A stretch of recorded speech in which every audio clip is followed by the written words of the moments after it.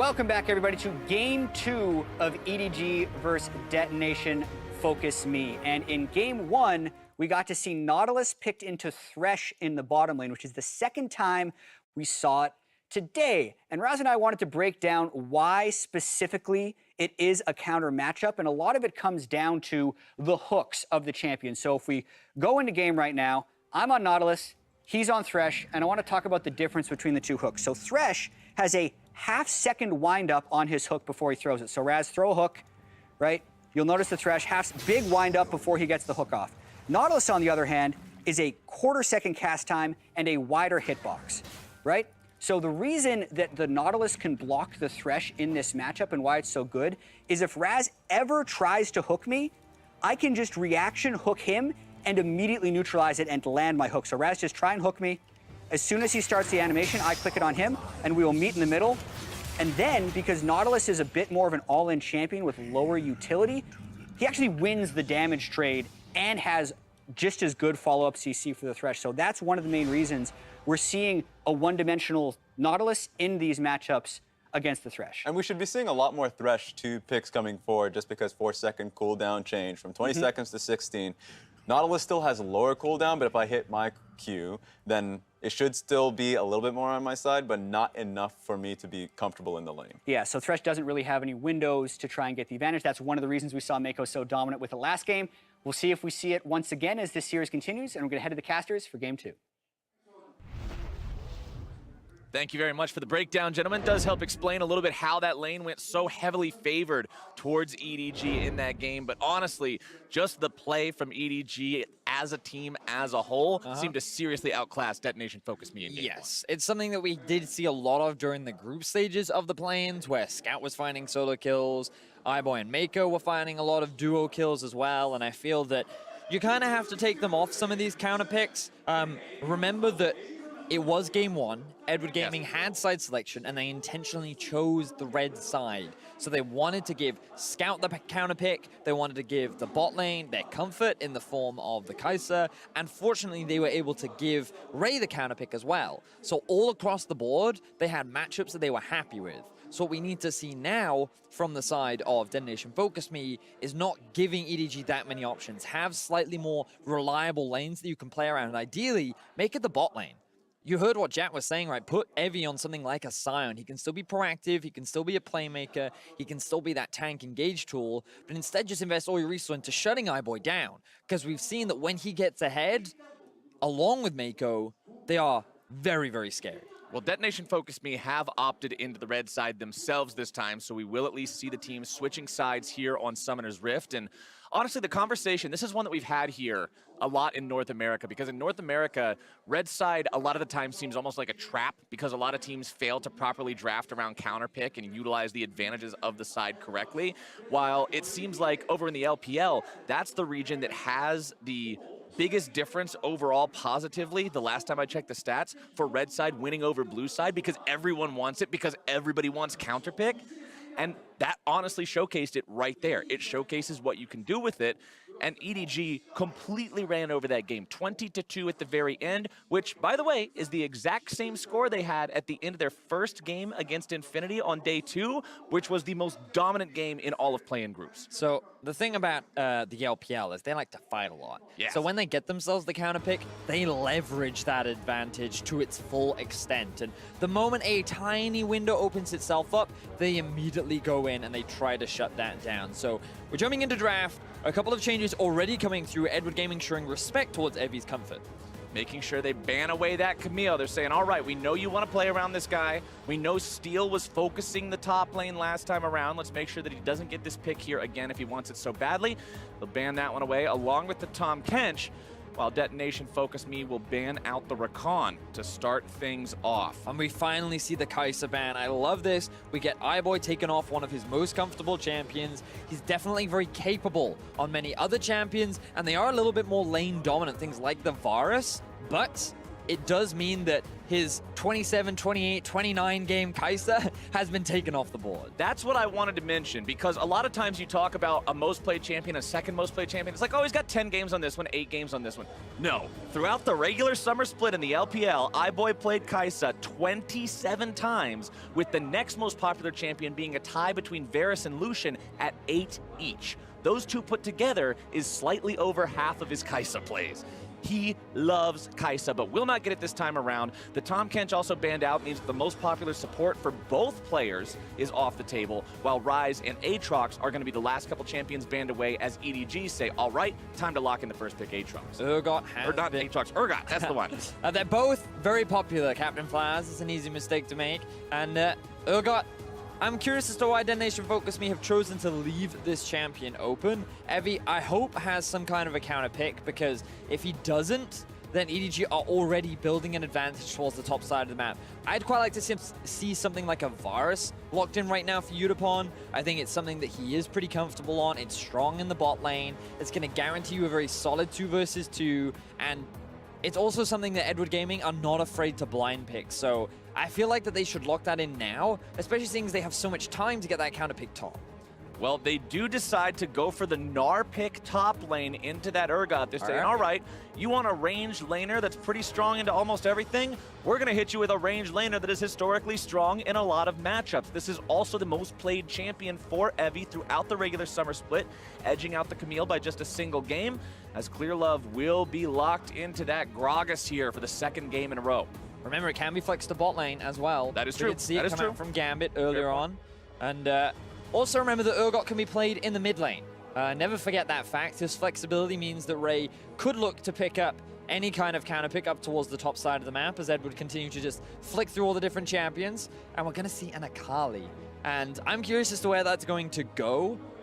It looks like that Ray hasn't played it so far during the regular season, but neither has Scout, in fact. So it could literally go anywhere. We have no idea where the pick will go. We'll, of course, get to find out, but I have a pretty strong inkling, Vedius, of where the Heimerdinger's going. Yeah. DetonatioN Support. FocusMe, they're saying, all right, you shut it down last game. That's fine. We still have a hell of an impressive record on this champion. That last game was a fluke. We know what to do this time. They're confident in locking that one in again as we approach the second part of the bans, and it looks like DetonatioN FocusMe are hitting the AD carry pool a little bit harder, taking Xayah off the board. So this to me really heavily implies that Varus is going to be the first pick for DetonatioN FocusMe. They can ban away the Xayah, they can ban away the Ashe, and they can just get themselves the Varus, strong 2v2, especially paired up with the Alistar. Alternatively, they could look to ban the Braum right now, one of the common answers to things like Alistar down in the bottom lane that can give you some decent trading power and teamfight utility later on into the game. Well, Edward Gaming decided they wanted to ban away a ranged auto attacker, but a slightly different flavor in the Kindred, making sure that that's not available in the jungle position for Steel. While the ban for DetonatioN FocusMe will be Lucian. Remember, I said that was the other champion tied for second most plays in iBoy's pool through the regular LPL summer split. They don't want him on that one, as Varus will actually be banned away by EDG, making sure that that doesn't fall into the hands of Yutapon. Well, this is what we were expecting. And now we see the hover of Steel's most played jungler. It's going to be locked in. And DetonatioN FocusMe want to get the counter pick in the bot lane. It doesn't surprise me because we saw what happened last time when they went up against 2v2, iBoy and Meiko, they dumpstered that lane. So they want to see what AD carry they're going up against, and they want to pick the best matchup possible. But iBoy, he has plenty of options. You saw him cycling through all of them, and by locking in the Tristana, definitely a safe lane. And you kind of look at what other options are available in the AD carry position. Ashe is one option. You could go for Ezreal as well. It doesn't really generate a huge amount of priority, but it is something that Yutapon has played a lot of. Or he goes to something like a Mage or a Bruiser down towards the bot side of the map. Or we could just see that Gragas swap to the bottom side, as it looks like that's what it will be. As, oh baby, they knew I was on the series and they had to do me a favor. Skarner's locked in for Edward Gaming. Clearlove to be on that one this game. And the Tristana lock-in especially, I love this, Vedius, because they're picking the same pick their opponents played last time. I call this the let me teach you something lane. You just beat it, now you're going to show them how to play it. Ooh, and they're going to lock in the Ezreal as well. So we talked about this as a potential. I don't think this is the most lane dominant champion against the Tristana, but from having spoken to a couple of AD carries, it depends on how confident you are in the matchup. If you're good at landing your skill shots, you can definitely force Tristana out of lane. You really do outrange her in the very early levels, and when you're paired up with an Alistar, you do have a couple of all-in opportunities, but of course, Gragas interrupt the escapes from Tristana too, so it's not the worst matchup in the world for the Ezreal, but on the bright side, you would hope that Tristana shouldn't have the same kill potential that Nautilus and Kai'Sa does, so you can get through the laning phase this time around. And that's the name of the game for Detonation, FocusMe, in my eyes at least. Get through the laning phase. EDG's early game is just this completely explosive experience that, yes, it's hard to weather that storm, but you almost have to, because if you give them that early lead, we saw what they did with it. It's a 27-minute game. There's never really the opportunity to come back, and Detonation, FocusMe did not seem well equipped for that. It's very, very true. So the drafts have been locked in. Again, more comfort on the side of Detonation FocusMe. Gnar, most played top laner for Evie during the regular season. Nocturne, most played jungler. Heimerdinger, tied for the most played mid laner. Ezreal, most played support. The only exception to the rule is the Alistar on Vivid. So it is tied for third. Tied for third. So a lot of comfort across the board. And they've taken arguably EDG off of a lot of their comfort, but then at the same time, you kind of compare the experience of this team, and they're kind of scary on any of the champions that they get their hands on. Oh, absolutely. And even if they're not playing on comfort, they're on some champions that are very scary if they get ahead, as this team is likely to do. Urgot gets ahead. All of a sudden, you constantly got to worry about those executes coming out in every single fight. Skarner gets ahead.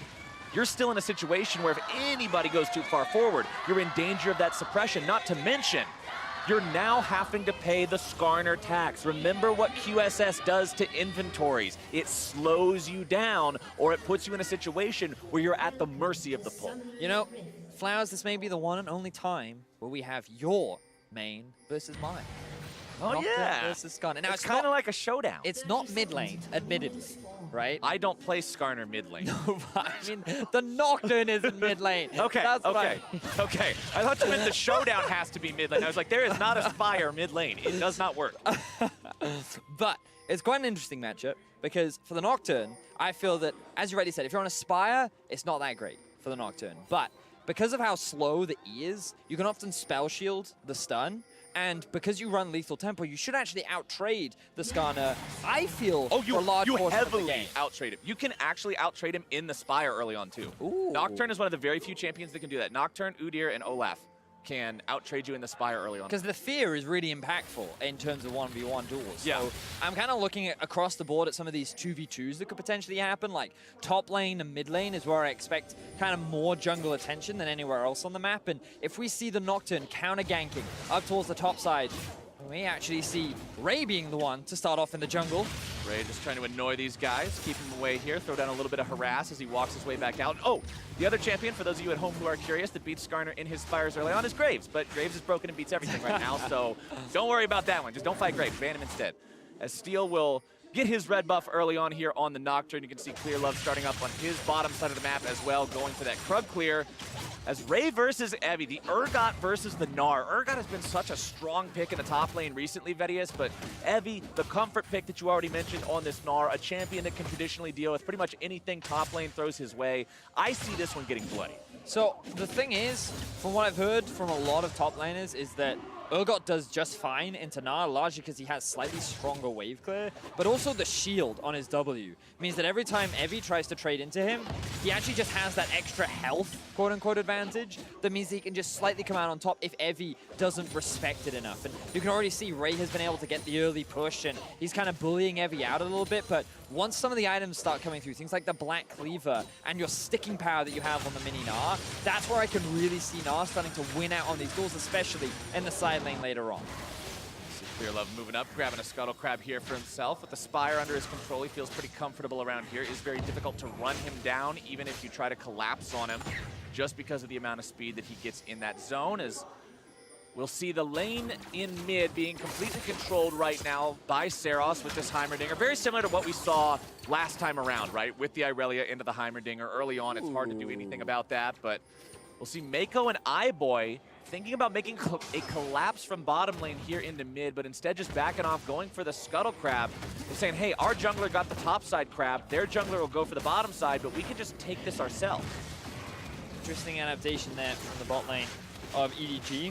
One of the few that I notice whenever they get the early push, almost always move out of the lane. They'll either get vision in the enemy jungle together, they might look for a roam mid. It's something where I don't see many bot lanes do, but they're like, okay, we have a small advantage. Let's use this window to generate some kind of pressure somewhere on the map. And this time it nets them a Scuttle Crab. It also allowed iBoy to hit that level 3 mark. And for the time being, they still have that push in the laning phase. And you know, we talked about how in the draft we saw a lot of AD carry bans. DetonatioN FocusMe kind of eyeing up that Varus, maybe wanting to lock it in. But now they're kind of in this situation where maybe they want a little bit more lane power, yet they're still being forced back by the Tristana and the Gragas. iBoy doing a good job there, utilizing the animation buffering to get out of the headbutt pulverize coming in from Vivid, making sure he stays out of trouble on that Tristana. Of course, Vivid and Steel are going to be the two guys that he has to keep track of the most in these fights, because those are the two that'll look to dive in on him here, as Yutapon finds a little bit of damage there in the bottom lane, but not a whole lot just yet. Is staying pretty caught up in terms of farm. Has a couple extra minions here to farm up and keep that one almost completely even, as the top lane, the jungle, also very even in farm. The biggest difference so far is this mid lane that Ceros has an advantage in. Clearlove moves up to clear away some of those turrets, but remember, running through the turret line is Skarner. The move speed on the W persists as long as you have the armor, the crystal armor in that shield. When the shield breaks, you're a big slow Scorpion again. You're not going to run at anybody very fast. And if you can't run at people on Skarner, spoiler alert, you don't do anything. And I think he was mainly there just to help a bit of the wave clear, so that Scout could either look for a base or just relieve some of the pressure, maybe kill some of the turrets. And the big thing about this mid lane matchup, the difference between Akali and Aurelia is really good at clearing away these turrets. Akali, not so much. The Q doesn't quite have enough damage until you max it to be able to really threaten the wave clear on those turrets, which means that for the most part of the laning phase, she's just going to be in this situation, soaking up a lot of the harassment, just dealing with the punishment. And while she can use her stealth, or the shroud rather, to get up close, get a bit of a heal with the Q, she's still in this situation where she just has to bear the brunt of it for now, and hopefully at level 6 she'll have a bit of kill pressure with Clearlove, where they can look to shut down the Skarner. Especially if Clearlove does come in with the ultimate of his own. So if he decides to use the Predator here, they do go in for it, looking to make this one happen. Shroud goes down, damage comes through, and there's your first blood for EDG. And there's that level 6 we were just talking about, Captain Flowers. A great flash ult coming out from Scout to get that very small stun was enough to apply the rest of his abilities to allow the follow-up coming in from Clearlove and secure themselves that early kill. Very well done from EDG. Let's take another look here as Clearlove comes in from the side. So I thought Ceros would look to back up here, but he still feels confident. He's still going for the push, and then here, flash into stun. He doesn't actually land the E, it's just he's done so much damage that Ceros realizes, okay, I can't flash away. Scout has 2 procs of this. The Skarner also has the flash as well. I'm not going to be able to get away, so I'm just going to have to give away my life. And the fact that the Akali is able to find a very early kill means that that kill pressure is just going to keep building and building. And once the Gunblade comes through, he may be able to start solo killing that Heimerdinger. Especially with the ability to dive underneath turrets with the champion, because of the fact that the stealth is technically obscurity, which does avoid aggro from turrets as well. It means that Ceros is going to have to be that much more respectful of just how much damage Scout can put out on this champion. As Clearlove walks forward to throw down a control ward into the river, it will be immediately cleared away by Vivid, but Scout's clearing out some vision of his own as he moves into the top side here, waiting for Ceros to push this one back out. And honestly, even though first blood plus assist money went over to EDG, the gold is still pretty much even, just because of the passive advantage Ceros has been farming up through having the CS advantage there in the mid lane. You can see a couple hundred advantage for Scout, but bottom side, having Kleptomancy on your AD carry naturally gives them more money as well. So even though the farm's even down there, Yutapon's edging out a slight lead compared to what iBoy is doing. And fortunately for DetonatioN FocusMe, that bot lane is not hemorrhaging this time. They're keeping themselves alive. It is a much safer lane. Ezreal's one of those really slippery AD carries, and that's what I said I wanted to see from DetonatioN FocusMe. Get out of the early game without having too much of a massive deficit, so then you can try to play more from even ground once mid-game rolls around. I mean, let's think about it. 6 minutes into the last game, I'm pretty sure we were at like 3-0 to kills in favor of EDG. Yeah, it was. And then like it was really rowdy. 8 minutes in, it was like 5-1. So definitely a better game for DetonatioN FocusMe, and if they can just slow things down, they have a really solid mid-game spike, you know. 2 items on the Heimerdinger is really devastating in team fights.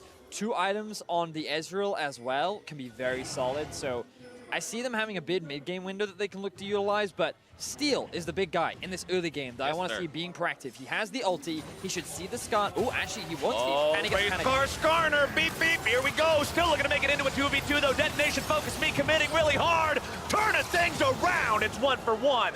Now, Steel versus Scout. Who's going to win out in that fight? Scout's running back towards enemy territory. Steel chases him a little bit, doesn't want to go all the way. Nice counterattack there from DetonatioN to make it even. And it was good that Steel was in the area to use his ultimate to get that counter gank off. You saw the amount of damage that the Heimerdinger was able to get off once he was able to lay down that big turret from his ultimate. And in this kind of a situation, they have vision on Steel. They know he's going towards the blue buff. They think, okay, he's not going to be in range to get the counter gank, and they don't have vision on the Skarner. So he pops the Predator, he uses the flash ulti, but he turns around. He's able to react in time, but oh, such fancy footwork coming out from Scout there. He uses the E to close the gap, to then use the ult to then get the damage off. He layers down the Shroud, and then that's more than enough to close the distance between him and Ceros to secure himself a kill.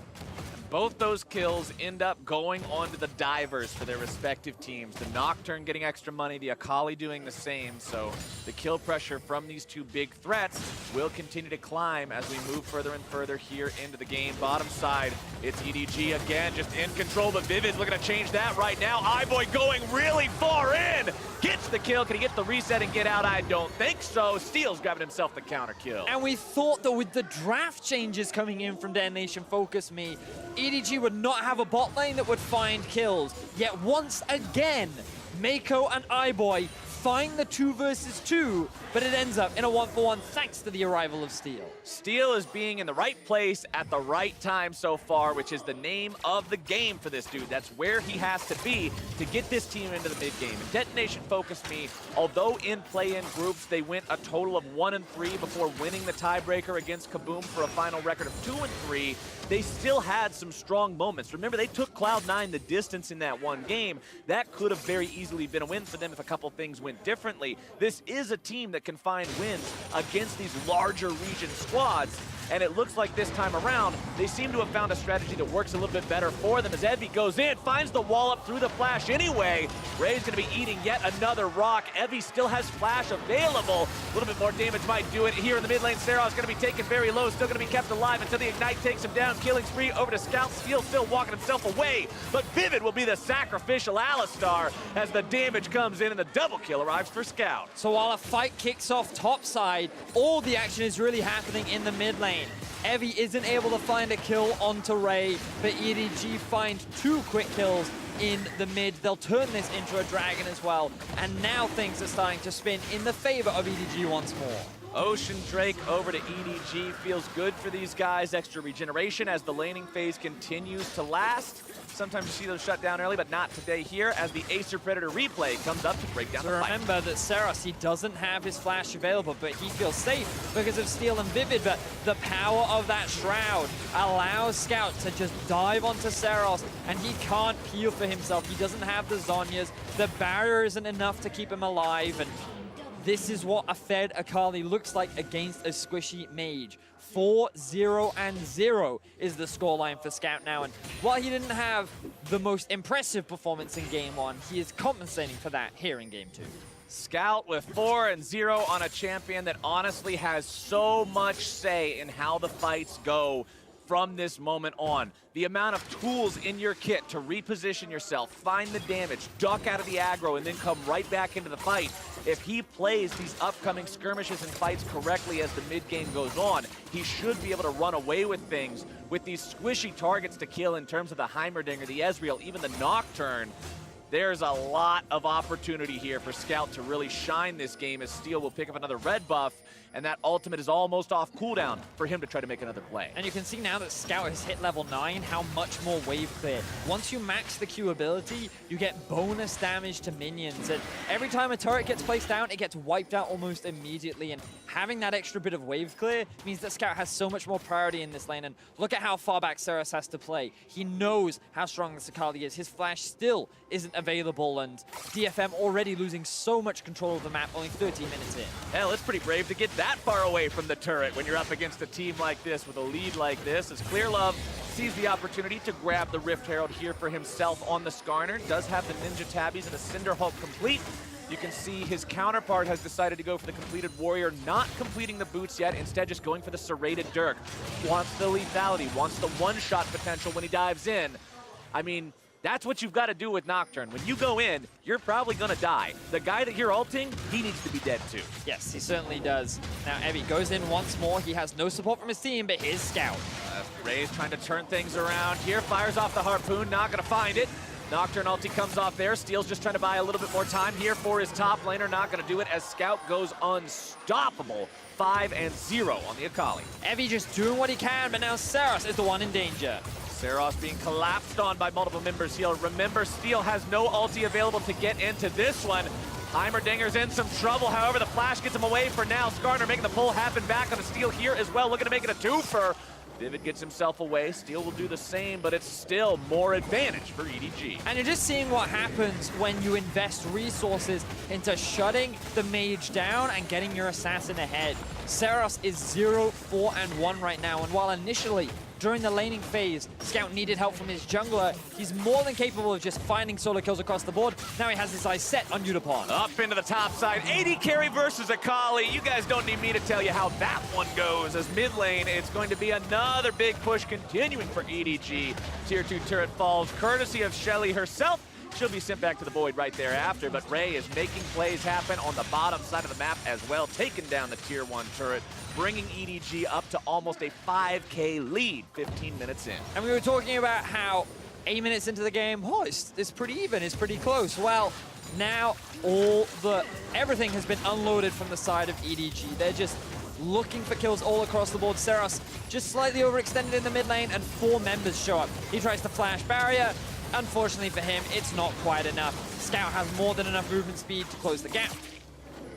And he just does so much damage. 7-0-0. When in doubt, rely on Scout. The man is popping off this game. Take a look at the stats that he put up during the group stage. 2nd overall in KDA, 1st in CSD at 15, and solo kills. And he has just been finding them time and time again this game. I reckon his solo kill stats will be padded after this. Yeah, maybe just a little bit of extra cushioning on those there, but he's got 7 out of 8 of the kills of his team. He's completely popping off. In a phenomenal spot to continue carrying this game all the way to the Nexus. And as you already said, Vedius, it looked close for a while, but as soon as we cursed it, EDG just started marathoning away with this one yet again, as they've got 3 turrets already collected. 1 Tier 1 still standing up there in the top lane, but they're working on knocking that one down as we speak, with iBoy and Meiko positioned up there. Bottom side, Steel's playing the camp for Evie game yet again. Evie moves forward to clear out the control ward and set the trap for Ray. And in terms of DFM being able to come back into this game, it's really difficult because you kind of look at the scaling and you see that while with the Tristana Akali, the late game kind of goes in favor of EDG. They have the slightly stronger front line with the Urgot and the Skarner. And with an Akali that's 7-0-0, there's no one on DetonatioN FocusMe that can really handle him in a 1v1, let alone in a team fight situation. So DFM are once again kind of relying on Edward Gaming to make that crucial mistake, to try and find an opportunity to punish them, but it's a 7-0-0 Akali, Captain Flowers, and that's scary, definitely, man. it's hard to come back from that. It's very scary. You can see Yutapon just staying at max range for those Mystic shots. Scout not afraid to move up, capture the Skarner Spire here. Knows that if anybody tries to collapse on him, he can go into the stealth and has teammates nearby to bail him out before it fades away. Next Drake spawning here in about 4 seconds will be the 2nd Ocean for EDG. And honestly, for this team, if you can manage to get yourself multiple Ocean Drakes, the siege situation becomes pretty easy up against a team that would normally want to poke you down with Ezreal and Heimerdinger. Poke's not going to do anything against those Drakes as Vivid goes in there looking to find something. Won't get anything just yet. iBoy keeps himself safe for now. Ceros continuing to fire off the rockets, get a little bit of poke with those. Red buff going to be taken very low here. Does start to reset. No more patience. Vivid goes into the ultimate with the Alistar. Scouts into the Shroud. Might be caught out here a little bit. Does get himself back up the wall. Stays alive and gets out of town. They steal the red buff too. And with the Baron not being alive, Edward Gaming, their only goal is to invade into the enemy jungle and just steal away camps. shut steal down, deny as much farm as possible, get those resources onto your carries, and they can do it 4v5. Ray is just free to sit in the side lane, slowly push this wave up, and you can see he's able to take like 70% of this tower by himself because DFM need all 5 members, yet they still lose the red. And now they're going to lose themselves that Ocean Drake as well. EDG collecting that one, and look at the EDG inventories, Vedius. I actually don't remember the name of that little item, that bracer thing, but I know that it's the Baby Righteous Glory, because that's all everybody ever builds it into. Yep. That and a Warmog sometimes. But whenever I see that thing, I'm thinking Righteous Glory. And once you've got 2 of those online for Ray and Clearlove, that means you've got that much more initiation power, that much more ability to sit in the enemy jungle and say, nope, this is our territory now, stay out, wait for us to get Baron, we'll see you in a couple minutes. And that's the scary part. I mean, there are a lot of scary things on EDG. It'd probably be easier to list than not scary. Yeah, it's probably easier to... Yeah, you're right. So let's list those. Let's list those. Okay, what's not scary on EDG right now? Meiko's level 9. Okay, that's not very scary. That's not very scary. No. There are no control wards in the inventory of Ray. Ray has no teleport right now. That's great. That's a good point. Yeah. So there are some not scary things about EDG. Everything else is scary, though. Everything very scary. I'll tell you what is actually scary on DFM. Nocturne. Duskblade has been completed. He is literally the embodiment of a nightmare. If he can find some kind of one-shot, maybe. Preferably onto iBoy, who's likely the only person you will one-shot. I mean, if you could one-shot Scout, like let's say you get a headbutt Pulverize from the Alistar, maybe you land a stun from Ceros. You know, if all the stars align, it could happen. That's fair, but considering he's got Wait. This is amazing. They've done this in complete darkness. They've gone over the wall, and with the Heimerdinger, they're going to secure this. If they get this Baron, EDG knows something is up. They're going to find their way into the pit as it drops down below 2,000 HP. DetonatioN, FocusMe, loses their jungler! And blue team has stolen Baron Nashor. The words on your screen reign true. The plan seemed so solid, but Steel evaporates in the blink of an eye. And Scout does what his name suggests. He smells out the Baron, he dives into the pit, he executes the jungler and makes it clear as day for Clearlove to smite the Baron as EDG make their way to DFM's base. I like the fact that DFM went for that. This game was getting so far out of control, you had to make some sort of a last-ditch effort, but they will not find success. Instead, they're now down even more severely than they were in game number 1, as EDG will look to make even more happen this game, looking to make the push here into the enemy base now. Vivid's gonna be taken low, tries to get himself away with the ultimate. Bray's on the front line causing havoc with a machine gun, is gonna be taken very low as Clearlove grabs the kill on the steal. Ray gets himself back in time as Scout is whirling those commas around and finding enough damage to take down everyone. It's the ace for EDG. It's the win in 22 minutes, and they will take us to match point. EDG looked so convincing for so long. DFM tried to get the sneak Baron, but it was not enough. EDG locked down game 2. This team was fast in game number 1, but that was lightning. In game number 2, the start was a little bit slower, but the mid game was just pedal to the metal. 22 minutes in, 15,000 gold up, and now you put DetonatioN FocusMe at the point of do or die. Poor. It was a rough laning phase for DetonatioN FocusMe. I thought that they changed up their draft. I thought the goal was, let's not die in the early game. And they avoided it. Yeah, they did, but at the same time, they didn't play around the win conditions of EDG, which was, let's get Akali ahead. Let's look to try and gank that mid lane. We were talking about how once she hits level 6, they might look for a gank mid. You called that shot. You called that. And then immediately he died, and that's when the snowball starts. Scout gets 1 kill, 2 kill. He completes his Gunblade, and then he doesn't need his jungler anymore, and it's kill, kill, kill, kill, kill, and he finishes that game with something like 11 kills. Fantastic game from Scout, but DFM, the pressure is certainly on them now. They've got to find some way to turn things around here, or it's lights out as EDG is on match point. We've got our analysts standing by for a closer look at game 2. Take it away, guys. Thank you so much, Captain Flowers. Well, maybe they're making up for a bit of time that we thought we wouldn't have lost with C9 versus Gambit that ended up going 5 games. In this one, EDG wants to make short work of DetonatioN FocusMe, it looks like. Damn. Yeah. Sorry. And it was a very fast game. Yeah. But the weird thing for me is I felt like DFM was closer to winning this game than they were last game, even if everything that could go wrong did go wrong for them in this one. Yeah, people only remember the snowball. When it starts rolling through, you forget about the fact that Evie was doing very well in his lane. He was actually very close to killing the Urgot in an all-in attempt, where he was even in the CS department. He looked towards the bottom lane much better than game 1. So you were in a standing in which Heimer, if he was actually topped off, even in lane, we were in a really competitive game. Well, as we look at this MasterCard player of the game highlight reel from Scout, Jat, you were saying that actually this is a pretty risky pick it could be versus Heimer. So I think it's actually quite high risk. As soon as they hit 6, they go all in. The counter gank wasn't there, but he was down about 15 CS and pushed into his turret. And if the Akali doesn't get to a point where she can go all in on the Heimerdinger would be able to take over the game. So with high risk, does come high reward, which is why he popped off in this game, because once he got the few first kills, there was just no stopping him. Usually we try to pick and choose a couple of kills that the player of the game gets that happen in the game. In this case, if we play them all, we'll be here for 2 minutes, Raz. It's actually just insane how many outplays the guy goes through throughout this. Remember, when Scout, during the regular season, doesn't pick the Akali, going into the gauntlet run, playoff run, he gets the first pick on it and really shows the world how strong he is on the pick. And here you have it today. I think it's maybe easy to say, oh, well, he was fed, Jat, but you kept commenting on the fact that, no, he is in those moments, even doing outplays. Exactly. He was dodging pretty much every skill shot that he needed to. Ceros was not landing stuns on him when necessary. He was finding people appropriately in the side lanes. Like this one, this is credit to the previous 14 minutes to get that in the first place, but Scout continues to have great games here in the plan.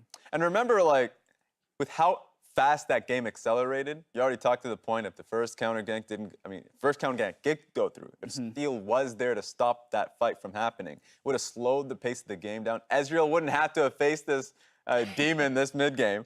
So you get to a point where it's like, DetonatioN FocusMe don't know how to actually deal with this. Exactly. It was out of control. Raz, now, as an LPL commentator, we've often been very hyped also as other casters about Scout coming to an international tournament.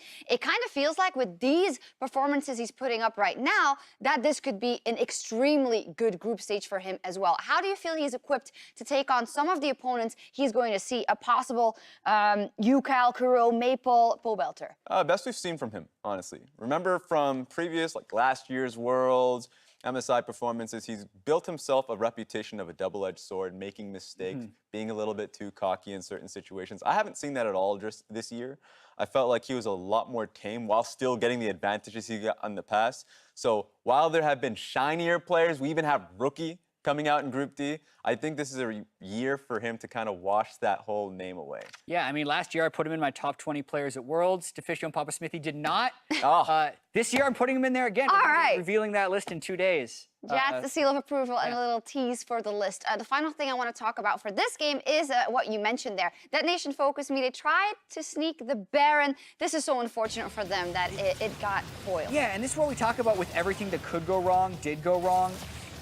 They needed another second on this before Scout could one-shot the jungle and then Clearlove flash over the wall to get the smite. This could have extended the game. It ended up solidifying EDG's advantage. Is it coming down to gimmicks like this for DetonatioN FocusMe? I wouldn't even necessarily call that one a gimmick. It's just at that point, with how far the game has been going, at least get the Baron. They tried everything they could. They weren't a team that just sat there and waited at their own Nexus turrets. So that's what I appreciate out of the team, that they found creative ways to come back into the game. It was EDG that was just on top of it. Yeah, and DFM did most of the things that I wanted them to do. They kept their picks unique with the Heimerdinger. They picked Nocturne, which was their best pick in the regular season. They didn't quite get Urgot, but they still got Evie on a good top lane pushing champion. So they tried a lot of things. Like, they're not rolling over necessarily against EDG. I just think EDG is making up for that loss to Infinity in the group stage and showing that they can be a top team at the World Championship, not just in the play-in stage. Well then, there I want to Or jump in like World Quarters and Semis is what I mean. Yeah. Okay.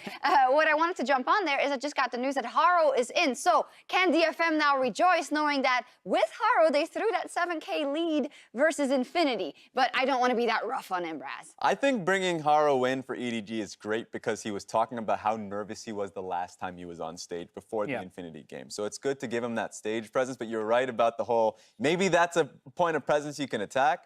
But remember, coming into the World Championships, Haro was the better jungler when he was confident. Exactly. I think if nerves aren't a factor, Haro was the best player for EDG in that position. Yeah. But you see how important nerves can actually be with Clearlove getting so many of the games so far. Exactly. He can make a statement to his coach and the viewers by bringing it home for EDG in the next game. It is match point for EDG. Time to see if they can sweep their way to the group stage or if DFM can keep their dreams of promoting alive when we return.